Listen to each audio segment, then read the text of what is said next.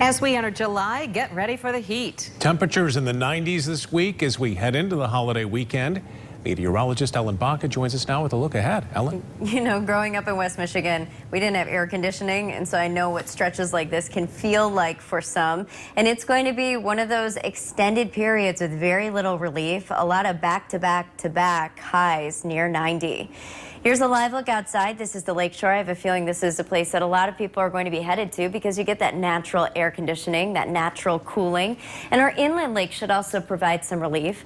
The good news is we're not expecting a lot of wind out on Lake Michigan. So if you are headed out to the lake, we should be seeing, for the most part, some very low rip current risks and then also some very low wave action. So good for all swimmers. It is going to start to warm up our water temperatures too. So as the heat wave kicks off here, we have a better chance of seeing some mirages with the cold water and the warm air. But eventually the sunshine and the warm conditions and low wave action will win out. And I wouldn't be surprised if we saw all of our water temperatures out on Lake Michigan climb to the upper 70s, which is usually something we see closer to August. Here are the air temperatures we're expecting. So we're just starting this thing out with the upper 80s here. Once we get to Thursday, Friday, and Saturday, we'll begin to cross over the threshold into the 90s. And with some of our dew points, it may feel hotter than that.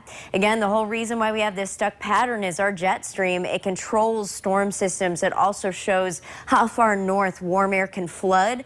And right now, our jet stream has the cold air all the way up near the Arctic Circle. So we're going to get constant refreshing of that warm air up into West Michigan. Now, speaking of refreshing, that's not the type of dew point that we're going to be seeing. Unfortunately, it looks like we're going to be staying right in that tolerable to muggy range. So luckily for us, we're not going to be seeing too uncomfortably high dew points, but it is going to be sticky and it is going to add up.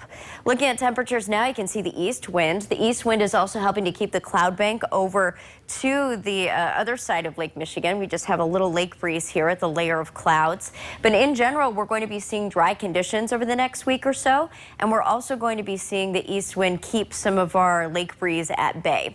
So looking at your futurecast, you can see prevalent sunshine, just a few clouds from time to time over the next 2 days, and we continue that for Friday and Saturday and Sunday. One of the things that we are watching though, Sunday, it looks like we could see a few what are called ridge runners, which are thunderstorms which zip on down from the northwest.